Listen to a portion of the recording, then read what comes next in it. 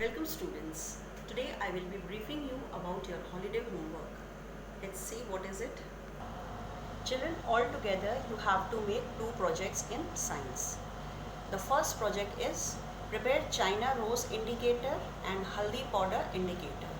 This I have already explained you when I was explaining you chapter acid, bases and salts. How you have to prepare China rose indicator and haldi powder indicator. For China rose indicator, you can take 10 to 12 petals of China rose or the hibiscus flower and put it into boiling water and leave it for 5 to 10 minutes, and then you can sieve the solution.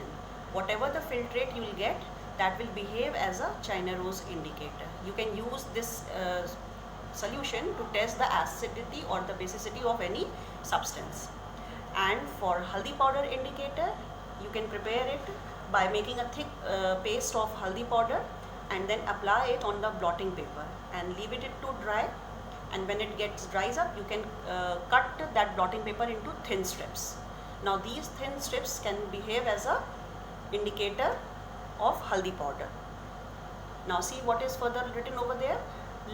Test the acid and basic nature of any 6 household items such as vinegar, face wash, lemon, body lotion, soap, etc. Apart from these 6, you can take any other household items also. Then note down your observation in the form of table. For this, children, you need to take these household items one by one, and you will test it. Once you will test it with the China rose indicator, and you will note down the observations whether it is acidic or basic in nature based on the change in color. And again you will test the same substance with the haldi powder indicator, and you will note it down whether it is acidic or basic in solution based on the change in color. You will write in the form of an experiment like aim. First you will write aim, then you will write materials required, then what is the procedure you have followed, that you will write, the observations, and then the conclusion. Moving on to the next project. Make a project on the topic global warming. You have to make the project on the topic global warming. You can write about what is global warming, you can define what is global warming, or you can give the introduction what is global warming. Then you can write what are the causes which leads to global warming. Then its effect on the environment, how this global warming is affecting our environment. Then ways to minimize global warming.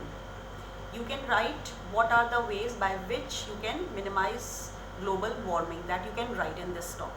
So you can make the project using these subtopics.